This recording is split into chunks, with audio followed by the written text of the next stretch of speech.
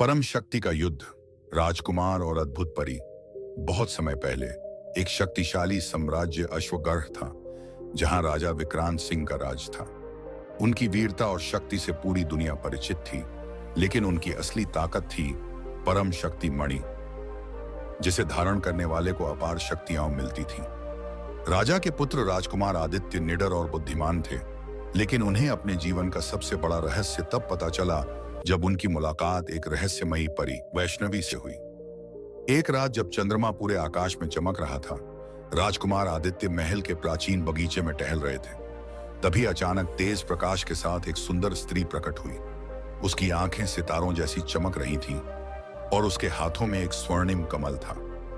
तुम कौन हो? आदित्य ने अपनी तलवार निकालते हुए पूछा। वह स्त्री मुस्कुराई और बोली, मैं वैष्णवी हूं, प्रकाश लोक की रक्षक।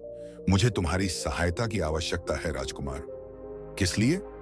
परम शक्ति मणि खतरे में है, और अगर वह किसी दुष्ट के हाथ लग गई, पूरी दुनिया नष्ट हो जाएगी।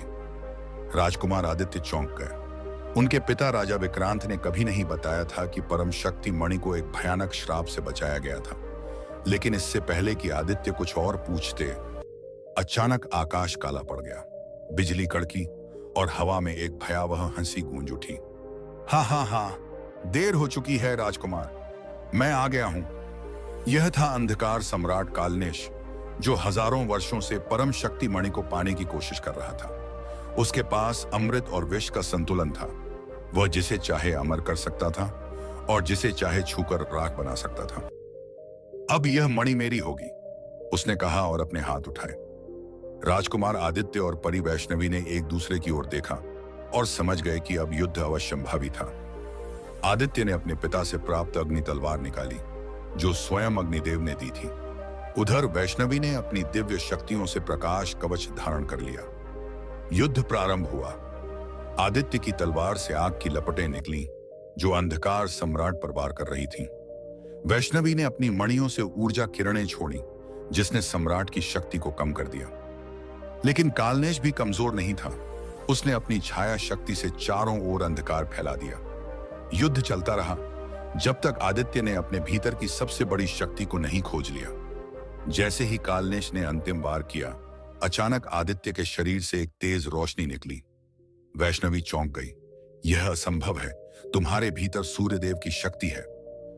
आदित्य को अब एहसास हुआ कि वह सिर्फ एक साधारण राजकुमार नहीं था, वह सूर्यपुत्र था। उसने अपनी शक्ति का उपयोग किया और कालनेश को परास्त कर दिया। परंतु जैसे ही कालनेश गिरा, उसने अंतिम चाल चली।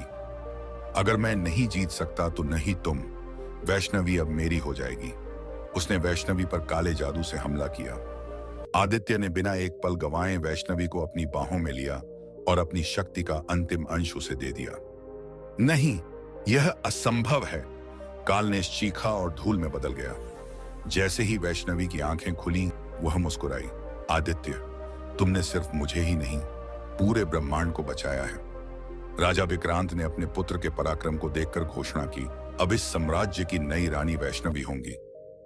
राजकुमार आदित्य और वैष्णवी का विवाह पूरे देवताओं और राजाओं के बीच हुआ।